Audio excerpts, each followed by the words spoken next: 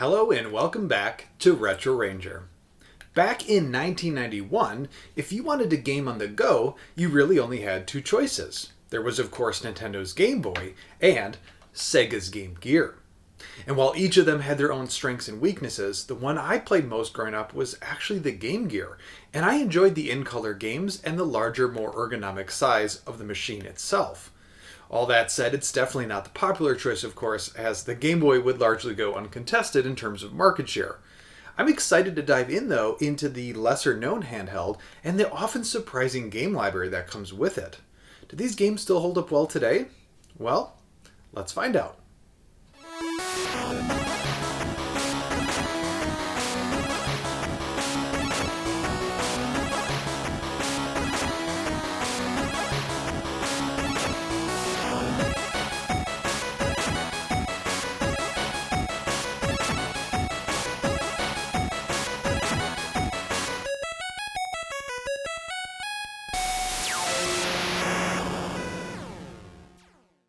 Let's quickly cover the hardware first. The system itself featured a similar D-pad and two action button setup similar to the Game Boy. Notably, this size is much larger, which not only felt great to hold, but it also featured a colored and backlit screen, which really made all the difference back then, at least to me. Battery-wise, this thing was a slog and ate 6 AA batteries in roughly 4 hours. There was a battery pack option, which could help if you needed to stretch out that game time, but tipped the scales of weight to be a bit unwieldy. Support for the Game Gear would run through 1997 and would ultimately sell over 10 million units worldwide and play host to a game library of over 350 licensed games. Let's check out some of what those games were. Okay, first up is Castle of Illusion starring Mickey Mouse. This 8-bit version of the popular Genesis game of the same name jumped into plenty of Game Gear owners' hands as its predecessor was critically acclaimed. This is a side-scrolling platformer that does its best to recreate the look and feel of some of the original stages.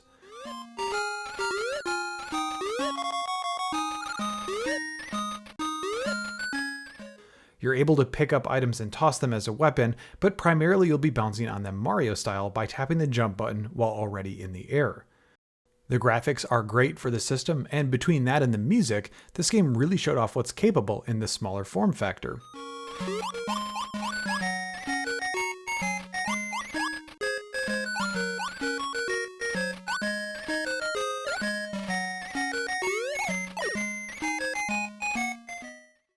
Each stage ends with a boss that earns you a gem from completing, and doing so for all stages will unlock the final stage and the showdown with the witch herself.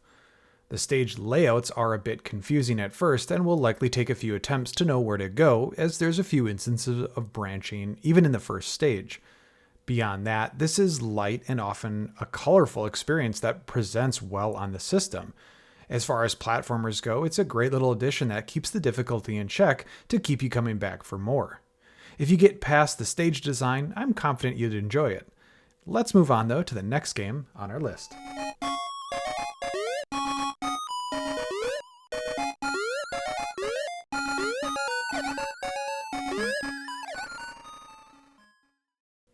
Okay, this is Sonic Chaos. Co-developed for the Master System and the Game Gear, this fast-paced Sonic game packs some serious blast processing power into the tiny handheld system.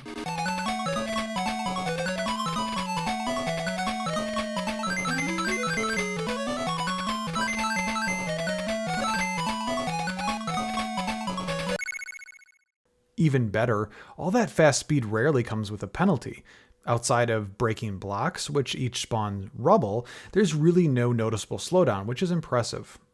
Given how fast it does go, though, it can be very difficult to be too protective, as the screen view is considerably smaller than what you'd have on the Genesis or even the Master System. Still, this is a really fun entry into the series and follows the same formula of the other games, where you have 3 acts for each zone, each, of course, ending with a boss.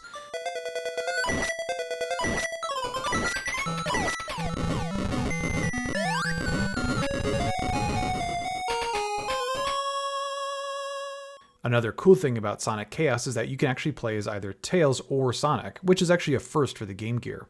That said, Tails and Sonic behave identical, so it's more of a sprite change than anything else. The art and the sound are great, and you can tell this was really made for the system. The level design is on par with some of the other beloved Sonic games, which helps with that smaller screen view I mentioned. Overall, I enjoyed this title quite a bit, and since this is a Sega console, an enjoyable Sonic title is a must in my book. If you've skipped over this one for whatever reason, perhaps it's worth looking into now since it's only about, $10 or so today. Let's keep going though on our list.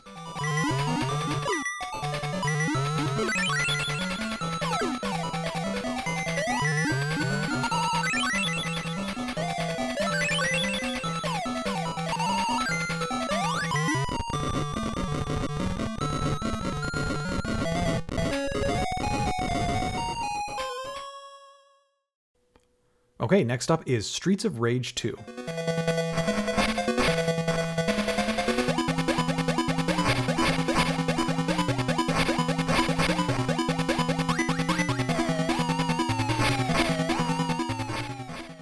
This port to the 8-bit Game Gear is really impressive on all fronts. While the sound and art are definitely lessened when compared to the Genesis, they're both implemented remarkably well. Still existing is the great soundtrack and the overall gameplay.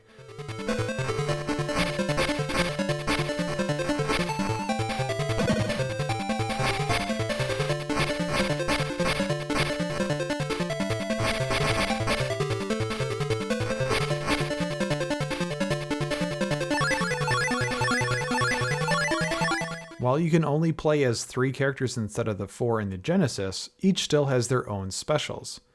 Outside of some very minor things, notably the enemies' names are gone from their health bar, this is actually pretty darn faithful to the original on the Genesis. Other than that, there's not much to say here. If you're in the mood for some of the best beat-em-up action on the go, look no further than Streets of Rage 2 on the Game Gear.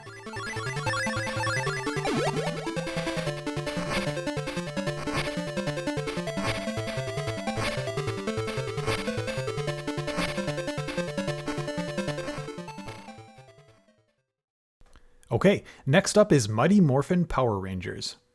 I wanted to get a licensed game on this list because it's often the case that these can sometimes represent the worst the system has to offer from a game library perspective, and I popped this one in fully expecting that to be exactly the case.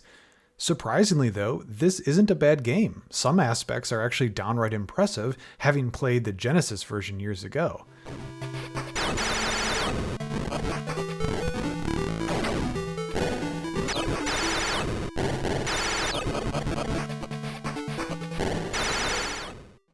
There's a 2D fighting mode, but the best part of this game is actually the story mode, which loosely follows some of the plot points from the show.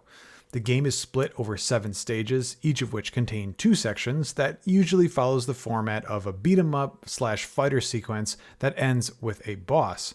After beating the boss, Rita will transform them into a huge or tall version, which forces you to jump in the Megazord to address the overall threat.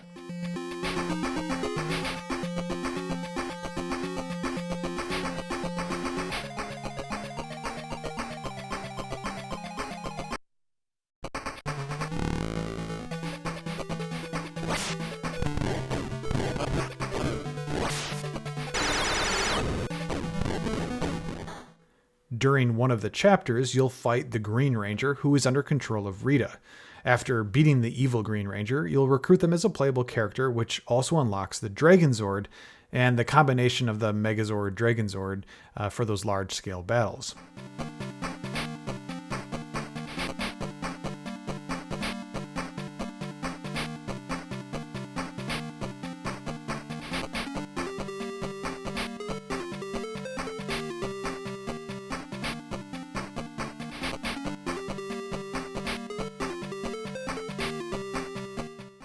Each ranger is unique and has their own set of attacks and specials. This was a surprise as there's plenty of Power Ranger games that kind of cheap out and just have the different colors for the rangers despite them being identical in gameplay.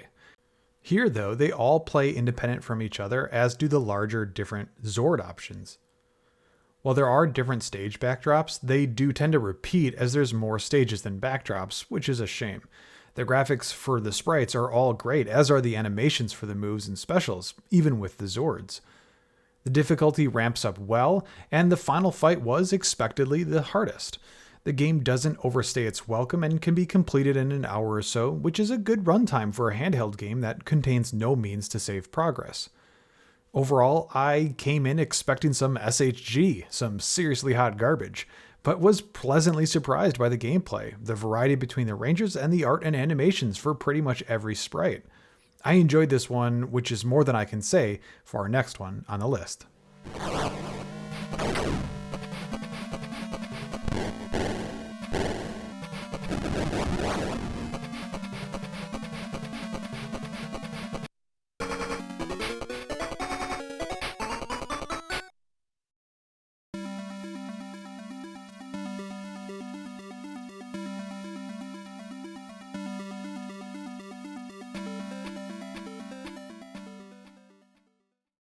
Alright, here's Super Smash TV.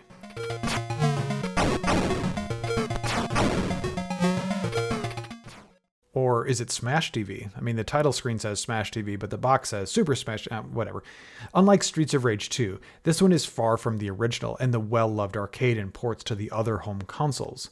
While this has an expected hit to the graphics department, here it actually seems extra diminished. I can't even read the icons of the pickups well enough to know whether or not it's worth the risk of going after versus maybe just letting it expire. If you've never played Smash TV before, you're on a vicious game show straight out of the Running Man where you'll need to kill your way to victory moving from room to room. Each stage has a branching layout that you need to make your way to the end and fight a boss.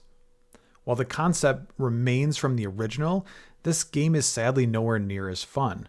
Smash TV isn't made for 2-button setups, and while it's somehow tolerable on the NES, it's actually really painful here. You can change the settings in the menu to try to find some better control option, but I found it hard no matter what I tried.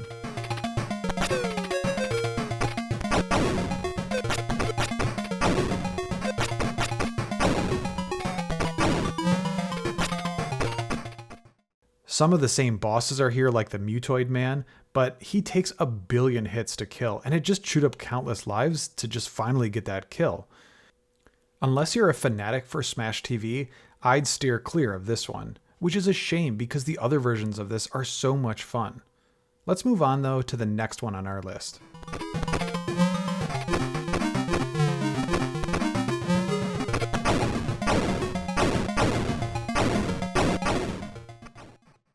Moving on, this is Fantasy Zone Gear.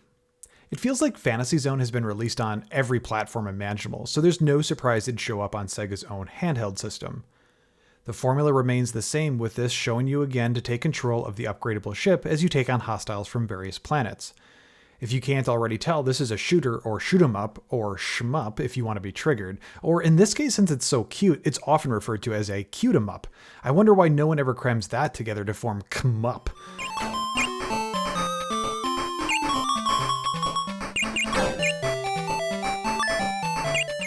Anyways, one action button takes control of the normal shooting projectiles and the other for bombs.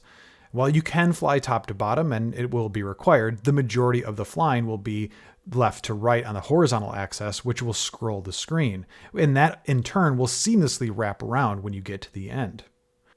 As you fly around the stage, your goal is to take down the enemy bases, which can look like anything really, but you'll identify them easily enough since they won't move, unlike the regular enemies, and they'll all match for the stage you're on. Once you take them all down, you'll get the stage boss. Bosses, bases, and the normal enemies will all drop money to collect. To use that money, a shop will randomly show up where you can then upgrade your weapons, but are temporary in nature. If you can time it with a boss fight somehow, you're in luck. Otherwise, you'll need to make do with the vanilla weapons.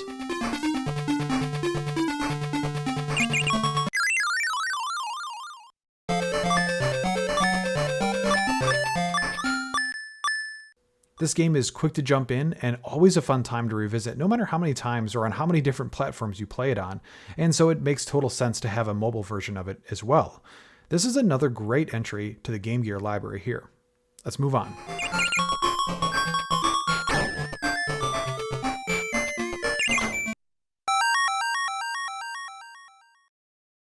Okay, here's the next one on our list, Mortal Kombat II.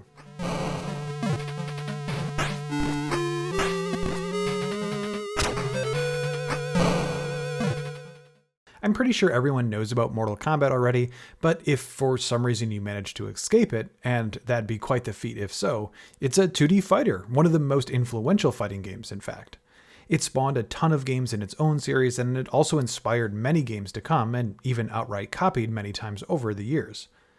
It was the center of a lot of controversy, of course, in the 90s over violence in video games, and often saw censorship as a result, usually by removing the blood, which I always thought was rather silly.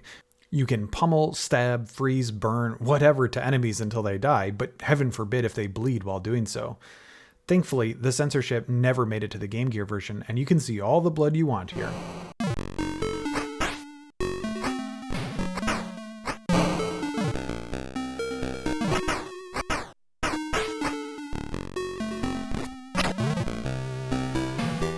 This handheld installment really shines as the roster, the gameplay, moves and fatalities, environments are all here on a smaller screen. While the frame rate is a bit choppy, it's worlds better than what we saw on the Game Boy, and this game is very playable even today. The music is good, and despite the generally low number of possible stages, the ones that are here you'd recognize from the Genesis version. Like most early installments, you'll work your way through the roster as you climb up the ladder of opponents to work your way towards Kintaro and the final showdown with Shao Kahn. Most enemies are relatively easy, but like always, you tend to find that you get hit less from actual fighting and more so from just trying to pull off the specials that make this game so popular. Ultimately, this is a great port of an already fantastic game, and I recall sticking lots of time into this one back in the day. Let's keep moving through on our list.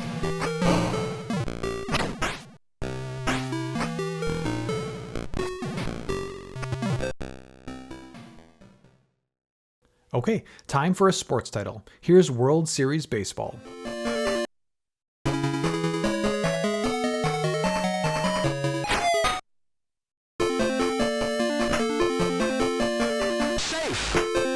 I struggled whether or not to even add this to the list, as there's not much to say really. It's baseball after all, but taking it off the list would seem somewhat disingenuous. For starters, this game will often make appearances on some of the best of lists for the system, but more so because these early handheld systems always seemed like the perfect fit for sports titles given their relatively easy pickup and play style, and World Series Baseball is no exception to that. Like you'd expect, you can jump in and play one-off exhibition games, or more interestingly, you can play a full season to win a pennant. The game will actually give you a full 162 game schedule if you're up for it. From there, you can select your MLB licensed team and choose or configure your player roster with, again, real players as names. This was actually a first, as prior to this game, baseball titles would have only one of those licenses, either the real team names or the real players, or neither, of course, so this was a bigger deal for the baseball fans out there to have both. The game itself plays like an RBI baseball game, which, to be clear, is great. The intuitive controls for pitching, batting, and fielding all make this game feel really approachable. You can select the number of innings for a shorter game or play all 9. The graphics aren't great, unfortunately. As you've seen, this system was capable of much better, but even the successful follow-up, World Series Baseball 95, would offer only slight improvements over this one in the art department. Beyond that, though, the gameplay makes up for what lacks in the graphic fidelity, and this is an easy way to kill some time on the go. If you wanted something quick to pick up and put down as needed, this could be a great option. Let's move on, though, to the next game on our list.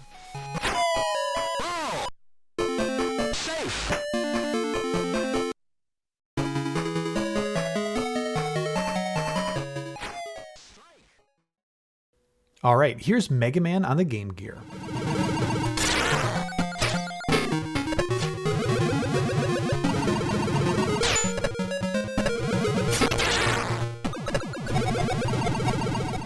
Despite not being developed or even published by Capcom, this highly sought-after entry into the famous series makes its only Game Gear debut in North America. It features stages and bosses from a few previous Mega Man games, notably 4 and 5. Selecting from only 4 Robot Masters at first, the game features the full levels and respective bosses, only some aspects have been tweaked slightly from the originals. One glaring issue in some stages are the leaps of faith created from the smaller screen size. Napalm Man stage is the prime example, where there's multiple instances, a few of which contain instant deaths if you guess wrong.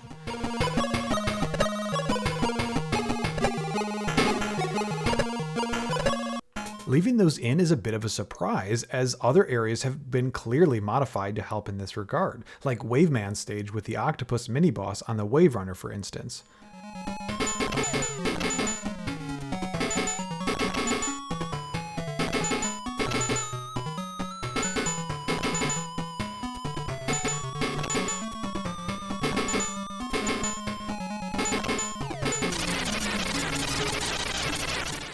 Another downside is no continues after running out of lives.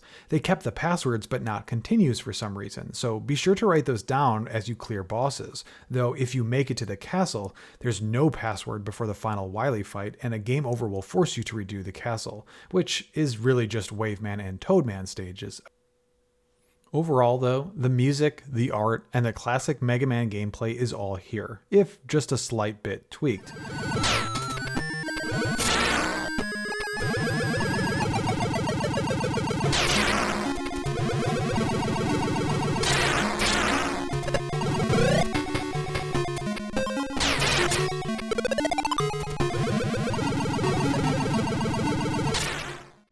If you've seen my video on the NES favorites, you know that Mega Man 5 is my pick for the series, and so this is a welcome handheld version, even with its quirks. Sadly, this game has been climbing up in price lately and fetches close to or over $200 loose these days. But if you're a diehard Mega Man fan and have missed out on this one from your collection thus far, it might be calling your name. Let's move on.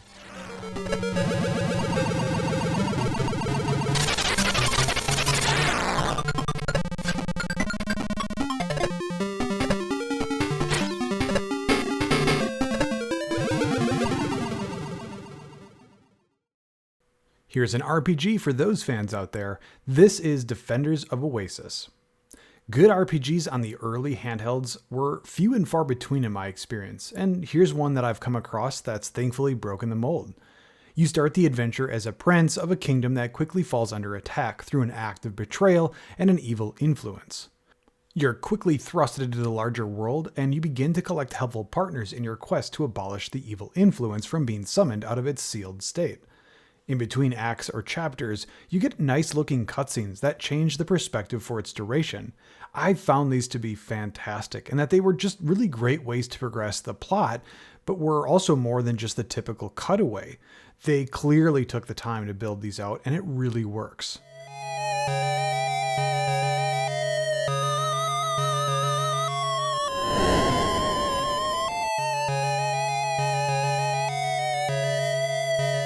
The music is great, and it matches the overall style of the game. The battles all have their own music as well, of course, but all the tracks really do seem to have good cohesion together.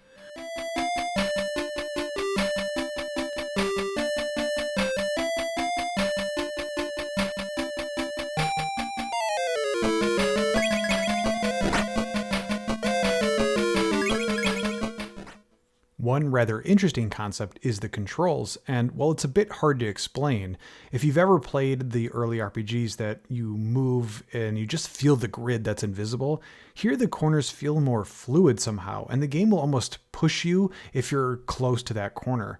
And this sounds a bit silly, but I actually really appreciate that fluidity, as it just downplayed the movement mechanics that are typically so rigid. The graphics are impressive for the Game Gear, no question. There's animations of the water, which is usually just static for the mobile games of this time, but you can also see the attention to detail in the hair, which can also move with the animation and the movement cycles for some characters. They really took their time to craft a solid experience in terms of the audio and visuals. I mentioned a little of this story, and while things like a betrayal, saving a princess, a dying father, don't worry by the way, these all happen within the first chapter, so I'm not spoiling anything. But these hit the usual story tropes, but it's done well here. To poke fun a bit at one of my favorite games, the Shining series, which also has a Game Gear installment by the way, you tend to roll your eyes a bit at the story, which is accepted since the game makes up for its rather abridged story. Here, even though there's similar story elements, they take their time again here to make it really feel engaging. The battles are in the first person like Phantasy Star or Dragon Warrior, which works for me, but I know it's not everyone's favorite either. The experience curve feels good, and there's plenty of upgrades for your party to be had, which always feels satisfying to see them grow in power. The battles feel truly random instead of a more balanced random, and this can mean that you can sometimes walk for a long time before you hit any encounter, and then there's times when you take a single step, a tiny little pixel away from the last encounter before a new one jumps you. That said, the pace is quick and they're generally fun, so it's not really a negative.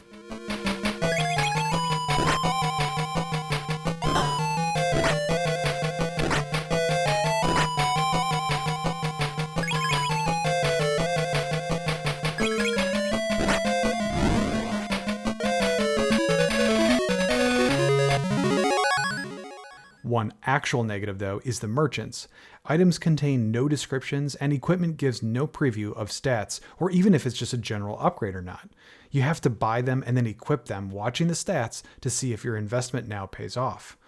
It feels like a silly miss after spending so much impressive detail elsewhere. Lastly, this game features saving, which is appreciated over a password function considering it's not a quick game to complete.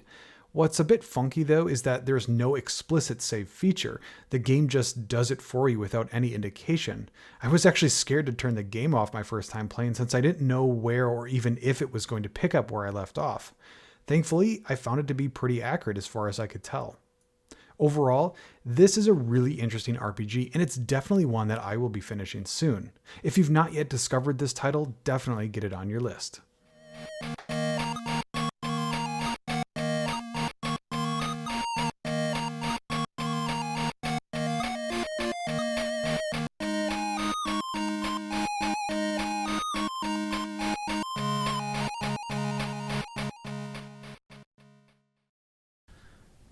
Okay, and that concludes our look at the Sega Game Gear and a slice of its game library. For a system that usually goes under the radar, there's some really solid games attached. Of course, with only selling, less than 10% of what the Game Boy did in terms of actual hardware units, it's not a surprise that many gamers never got the chance to experience the system at all. Still, with more options than ever before to play these older games, it's still worth covering as there's plenty of life left in many of these titles, and we've really only scratched the surface, of course, with these 10 games. Did you grow up with a Game Gear? If so, what were you hoping that I'd cover today? Let me know in the comments down below, and I'd love to revisit the system again in the future. Until next time, though, thank you for watching Retro Ranger.